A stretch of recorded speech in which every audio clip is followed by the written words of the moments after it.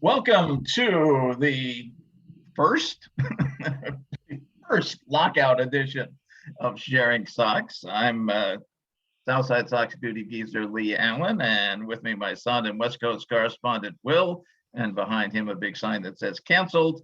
That doesn't mean us. I checked with our attorneys. Yes. We are allowed to talk about Major League Baseball and Major League Baseball players as long as we make no offers to anyone and money is not involved. So I think we're okay. Well, I'm going to go ahead and break that rule right now and tell Carlos Rodon, if you come back to the White Sox, I got $40 for you. That's cash. I'll mail it. You'll have it within a week. So I broke the rules. I'm sorry. Meanwhile, okay, so as expected, the lockout occurred. We're recording this on Thursday. The lockout occurred last night. We delayed a day in recording because we figured so much stuff would happen Wednesday. Really, very little happened Wednesday. It all happened before Wednesday, I guess, because they didn't have time to do paperwork and whatnot if an agreement came up at that point. Nothing major really happened on Wednesday. Well, for the White Sox, every day's Wednesday. Every day's Wednesday. I want to get into. We need to get obviously to get to the White Sox because that's what this show is about. But the very little leaking out about the negotiations, except that they're nowhere. And the one thing that's come out, which I love, is the owner's proposal on playoffs.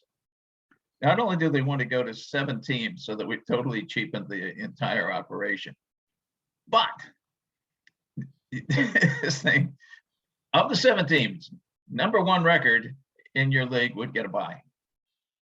Then the winners, the other 2 division winners, would get to pick which of the 4 wild card teams they want to play in the first round.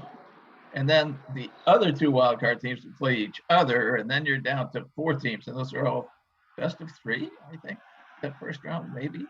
And who knows? The whole idea is just to make sure everybody's in there so we can pretend there's an actual competition during the season, which there mostly isn't, unless, and I've got some ideas on that. We probably won't have time to get into that today, but ways to make people actually up the ante, up their payrolls, whilst giving them credit for being good when they do that, like Tampa Bay, go cheap and good, like Tampa Bay and Oakland usually do.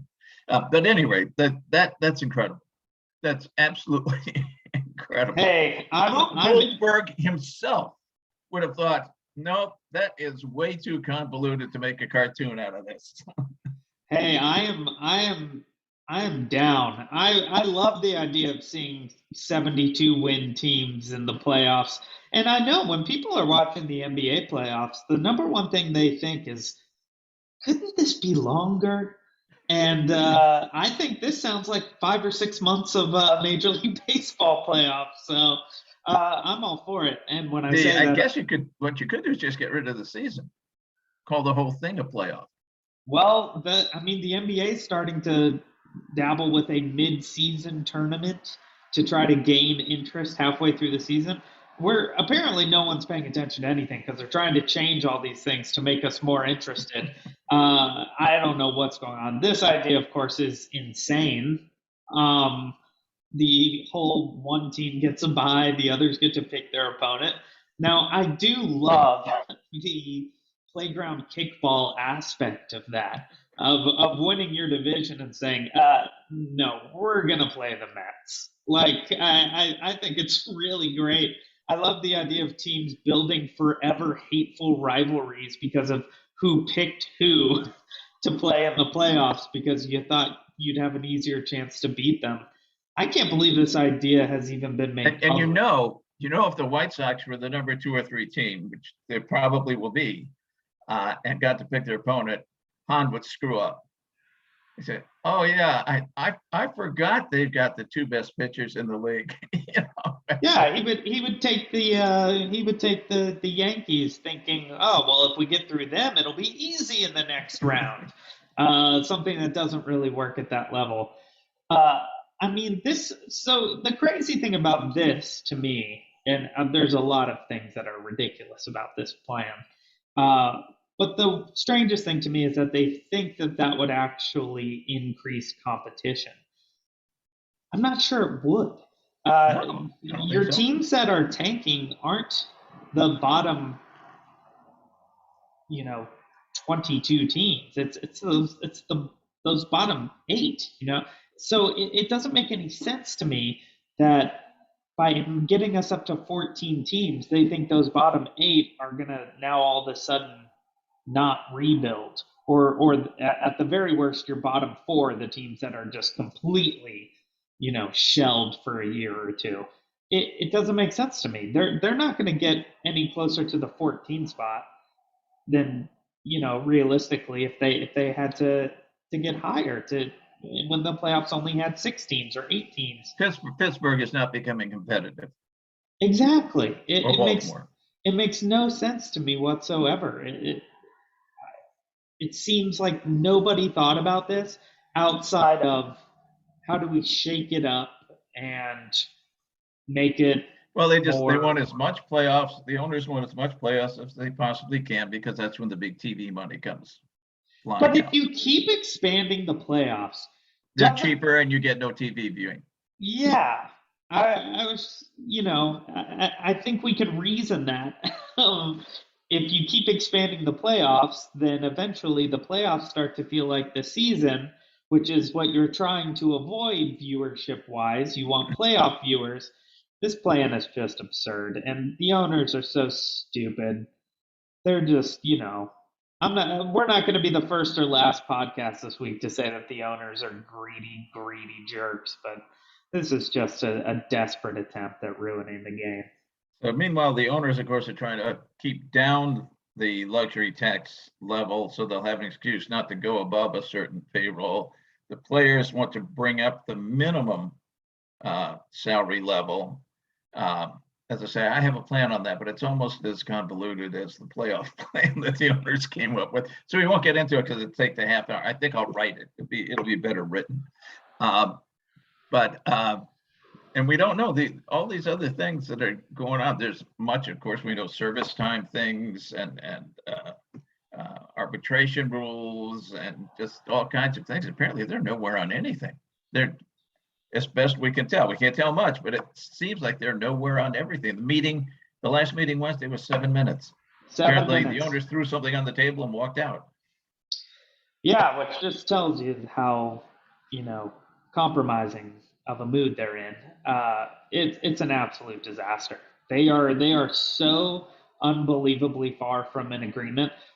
That's really all we know about it. But what we do know is that they are unbelievably far from having any sort of agreement. Now they do have time, theoretically, to put this agreement together before spring trainings to start. I'm not seeing a lot of people who think pitchers and catchers are going to report on time. Most people are thinking that that's at least doomed at this point, and so it's potentially a chunk of spring training. But it's all conjecture. Nobody really knows. Now, they've got 2 months to that point, but of course it's going to be like Congress. They're going to have a Christmas break and they're going to have a New Year's break and a Martin Luther King birthday break and a midwinter break because it gets, I don't know where they meet, but it's probably cold or it's warm and they want to go swimming one way or the other. It's yeah. It's not looking good, and I personally think we could see some of the season lost for this. It's the whole 7 minute thing when that broke, that pretty much told me we are going to spend the winter in the dark at least, because as you said, these things this time of year, who knows when they'll even meet again. I mean, they could be now on a December 1st through 31st break, and then they start their New Year's break and all that. I have no idea, but I don't see anything being done with this stuff in 2021. I think they probably won't even seriously sit down together until 2022, which does not bode well for getting things in working order in time to start uh, spring training at the very The only least. thing, the impetus comes up once they get to spring training because then the owners lose money. Well, so do the players. Everybody loses money. So at that point, there is an impetus to get something done. Over the winter, nobody's losing anything. You know, the canceled Sox Fest. Whoa, there's a biggie. And That's it. And Yeah. like that. Yeah, and even spring training, the owners will probably keep holding as much as they can, because spring training money, of course, is nothing like regular season money. So we could see the owners just keep holding and holding and holding until the players. Except that they know if they delay spring training more than a couple of weeks, then they've delayed the season, and that's when they start. Yes, yes, that is certain. I don't think you would see them hold out for all of spring training, but of course, if they delay 2 weeks, it's the Valentine's weekend break, so you can't negotiate then. That's a long one, because those and President's Day Association. You got President's Day sales. It's a romantic group. Furniture, mattresses, really big for President's Day. Where are these guys going to sleep? They now have to house the minor leaguers. Thank goodness that is something good that's come out of this past couple weeks, is that Major League Baseball now has to house the minor league players, which is unbelievable. Which raises a question. They are allowed to deal minor leaguers. In fact, even the Rule 5 draft, I think minor league is good. They can do that. They can't do anything that involves the major leaguers. I wonder if you could, to get a trade done, send your guy back to the minors if you still got. They sent their guy back to the minors, and you trade these 2 AAA guys who happen to be, $20 million a year major leaguers, and you trade them at the minor league level, and they stay there until after the end of the thing. Somebody will come up with that. Somebody will. In fact, you just mentioning that probably just added a week onto these negotiations we're talking about, because they're going to be trying to figure that one out. Craig Kimball, maybe as a minor leaguer, would be much more tradable than he is as an $18 million a year, or $16 million a year. I would love to have Craig Kimbrell down in Birmingham, helping these young kids get to the major league level. Where I don't want to see Craig Kimbrell is on our mound at guaranteed rate at some point. That would amaze me. I mean, everything the White Sox have done this postseason has amazed me. That one, when they did it, you had to go, well, they had a deal. When they took his option at $16 million, which cost them 15, because otherwise it would have cost them 1, you had to think they have a deal. And you expected that deal to come up in 48 hours. Nothing has happened, which means they don't have a deal. And they never probably had a deal. The one that I'm hearing now bandied about, just I think for people who want to be hopeful, is John Segura from the Phillies, which would be a nice second base grab. But exactly why the Phillies would do that is beyond me. They got a 2.7 WAR second baseman. I think I'd keep him. Absolutely. I mean, they just picked up a relief pitcher, a late innings relief pitcher, so their needs are less. We will use that as our opportunity to take a break, and we'll come back and we'll talk about what the White Sox did or did not do. Spoiler alert, it's more did not do. And, decide whether or not we even want to have a season next year, because I'm not so sure right now. Hey, they're still in the AAA Central. It's not like they're playing in the major leagues. That's true. That's a really good point. So we will tie the Sox into all of this madness when we come back on Sharing Sox. Welcome back to Sharing Sox.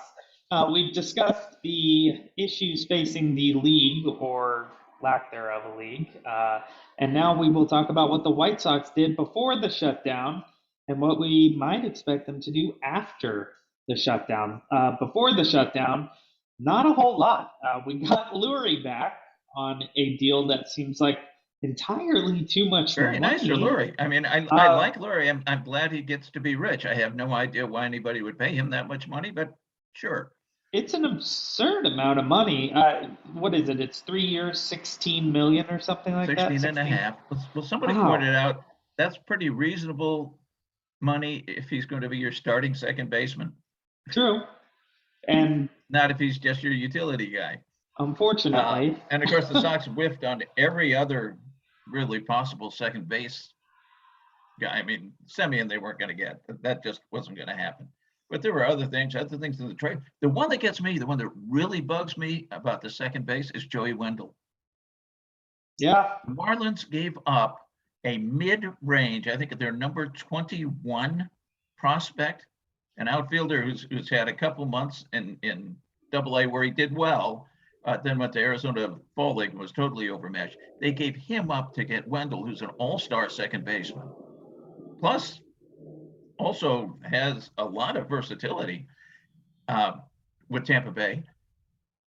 Where were the Sox? Where Adolfo and Vaughn, I think, gets that done, and I think the Sox are a hell of a lot better off if that were the case, because Tampa Bay is always hunting for first baseman, along with the outfield that apparently they wanted. I mean, I'm not even sure you have to give up that much based on what the Rays got for Would it be Wendell worth it? from the Marlins. Exactly. I don't even know that you're talking about giving up a name as big as Vaughn, even on his own, let alone adding Adolfo in there. I I have no clue why we weren't part of this conversation. It makes absolutely no sense. This is a quick fix. He's a solid defensive player. He plays really well on the big stage in the playoffs. I can't for the life of me figure out how the White Sox didn't do this or couldn't do this. I'm not sure which one it is. Maybe the Rays They thought didn't even have a Bob Nightingale rumor.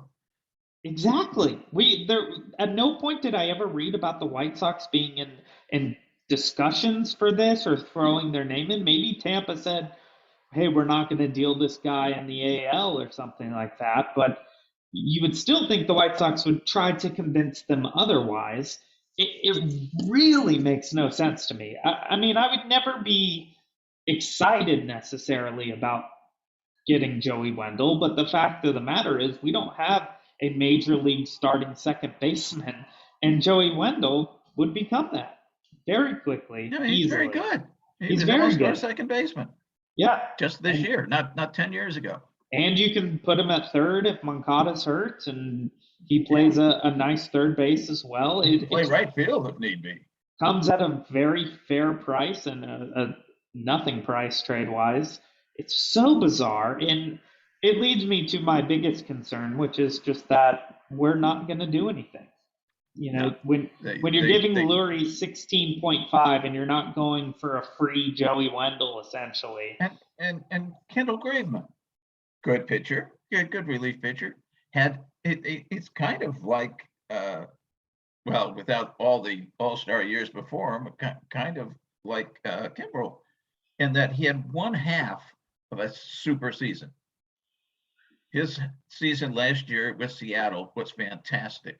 Once he got traded to Houston, he was good, but he wasn't anything super.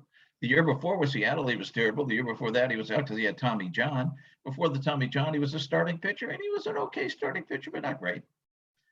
I mean, he's good, but 24 million for 3 years, good.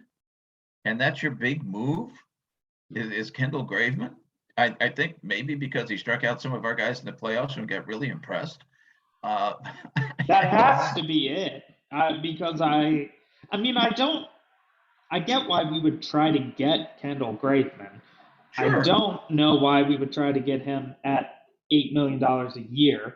And I 3 really years. don't know why we would go get him with that contract and then do virtually nothing else.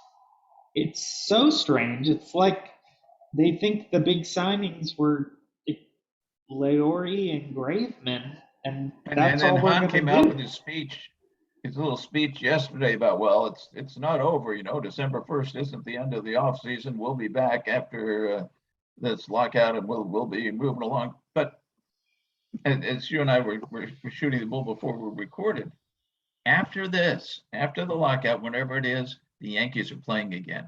The Dodgers are playing again. The Giants are playing again. The Red Sox are playing again. All those guys who are riding at the luxury tax will know what the luxury tax levels are. And they're certainly going to be higher than they are now because they always go up. Players want them to go up a lot. Owners want to go up a tiny bit, but they go up. And it boggles. And of course, can they get away with it? Yeah, because they're in the AAAL Central. Detroit has improved. The Tigers unquestionably improved with getting Erod and well, they apparently gave up on Correa, getting Javi Baez, which is a good find, good ball player, strangely flaky, but a good ball player. As long as he's not running the bases, he's strange on the bases. That's a nice way to say it. Yeah. Yeah, I'm actually very concerned about Detroit at this point. And the reason is that is a young team. They are energetic. They are having fun. Remember late in the season last year, they were a very solid. They were better than the White Sox in the second half of the year. Yeah. And while they can't beat Dylan Cease, no, that's the thing. We pitched Cease against them 19 times. Wipe them out. We're fine. But I'm genuinely concerned about Detroit, and I think people are sleeping on them. And it's going to be really interesting, especially if the White Sox don't find a way to sign Rodon and bring Rodon back, because we've slept on pretty much all of the starters who were going to be worth anything. Well, I think that they believe that Keuchel is going to be a viable number 5, and the Kopech is going to be your 3 or 4. And I think Kopech's going to be great, but I don't think he's going to pitch more than 100, 110 innings. I just don't. I think that's very, very unrealistic. And that's a really lovely idea if we lived in a world where no one gets hurt ever pitching in Major League Baseball. And having Dallas Keuchel as anything but a guy coming off the bench in a desperate scenario means you're in really bad shape rotation-wise for next year, especially if we don't get Rodon back. And I'm not saying I don't necessarily think I don't think we're going to. I don't think we're going to, but I don't know that we're out on him yet. Just because we made no other moves. And I think all things being equal, he will go anywhere else as long as it's a contender, which everybody left to play is a contender. It's not the Kansas City or to Minnesota, but if it's the Yankees or Boston or San Francisco or Los Angeles or San Diego or Toronto decides they need somebody else. Texas suddenly a viable team. The West, oh my God, Seattle's great. I just kind of pictured him at Seattle from the time this all started, but they've gotten some guys, so maybe they're not. Yeah, they went out and they have the Cy Young winner. They went out and got Robbie Ray. Yeah. The AL West next year, I mean, you think the East is going to be good, which they are. The West is going to be incredible. 8 of the 9 best teams in the American League will be in the East and West. 1 will be in the Central. And they might be the 9th best of those. Yeah, and the nice thing is, if they do that convoluted playoff scheme, Sox have a great chance to be the number 1 winning team, because they got 76 games, 19 against where they pitch Dylan against Detroit, and then 57 against these other 3 teams that apparently have no intention of playing in the major leagues next year. Have they do anything? Minnesota, Kansas City, Cleveland, nothing. No, Kansas City, a couple real minor things. Well, Cleveland changed their name. Yeah. So that was big. No, Cleveland doesn't even seem to be participating in baseball this offseason. Kansas City, I didn't expect them to do anything, but they're certainly not. And Minnesota gave Buxton the extension. Which will make playing against him more fun, because he's a lot of fun to watch. Yes, he's a Twin, and you don't want to root for him, but he's a lot of fun to watch. He is, and it gives Twins fans something to go to see at the ballpark, because otherwise I think it would have been pretty bleak again for them. I have no clue what the rest of the AL Central is doing. It doesn't even seem like they're really rebuilding. Detroit is the only one that is really taking major steps forward with their young pitching staff and some of their young position players as well, and their acquisitions. I mean, they're looking really good, as I said before. They're gonna. I think that we'll have another team that's over 500 anyway, unlike this past season. And of course, the division will have a little harder time because we're playing the West, the NL West. It's not a lot of games, but still it's influential. Although I guess we get to play the Cubs anyway, which is nice. Well, the Cubs go out and get Stroman. They could pitch Stroman against us 4 times.